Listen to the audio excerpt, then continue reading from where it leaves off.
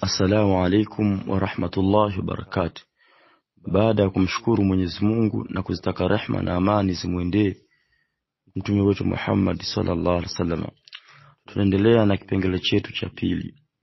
Kipengele chetu cha kwanza tuliishia kwamba yule nyoka anamwambia Muhammad ibn Humairi, endapo unataka kunifanyia wema mimi niokoke na adui yangu, basi nifungulie mdomo wako hata ansaba fihi, mpaka niingie ndani humo, niingie ndani ya tumbo.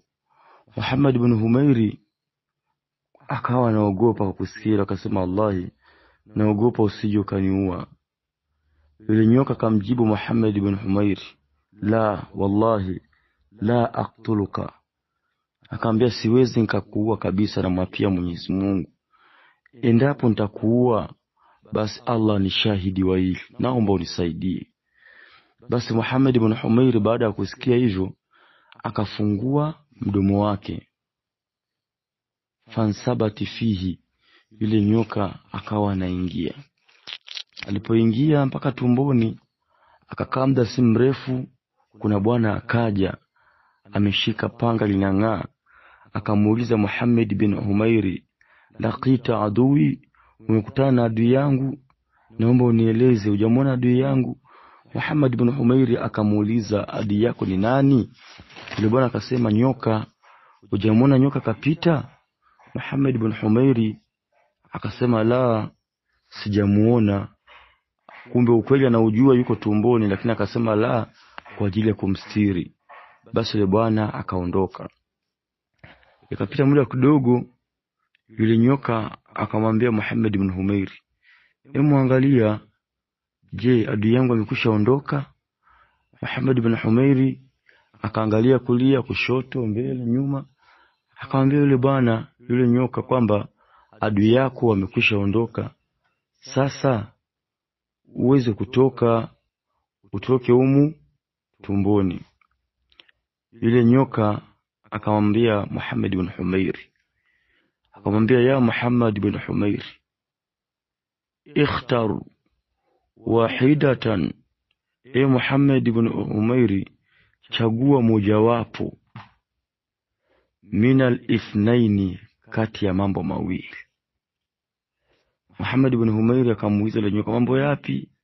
Yule nyoka akasema, aidha ni kuchane maini yako, ama ni utoboe moyo wako. Yule nyoka kafanywa wema. Baada ya kufanywa wema, sasa anamwambia Muhammad ibn Humairi, yani wema wake anaulipa mabaya, anamwambia chagua kati ya mawili, aima ni uchane moyo wako, figo zako, au ni utoboe moyo wako.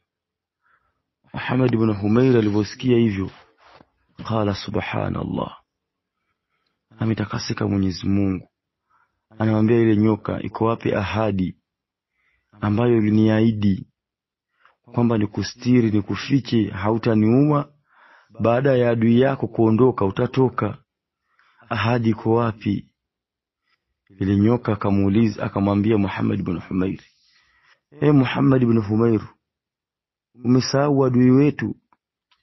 Mimi na wewe umeanza toka kwa baba yetu Adam, nyoka akawa ni adui toka ile, mpaka mimi nilimtoa Adam peponi. Toka lini mimi na wewe tukaa marafiki? Toka vipi nyoka na mwanadamu wakao marafiki? Wewe chagua kati ya yale mawili, aidha ni zitoboe nizichane figo zako, au ni utoboe moyo wako. Muhammad ibn Humairi akawa ameishiwa nguvu, akawa hana kufanya, na nyoka yuko tumboni. Kitu gani kilijili? Je, ile nyoka ilitoboa moyo wake, au alizichana figo zake? Inshallah basi tusikose sehemu ya 3.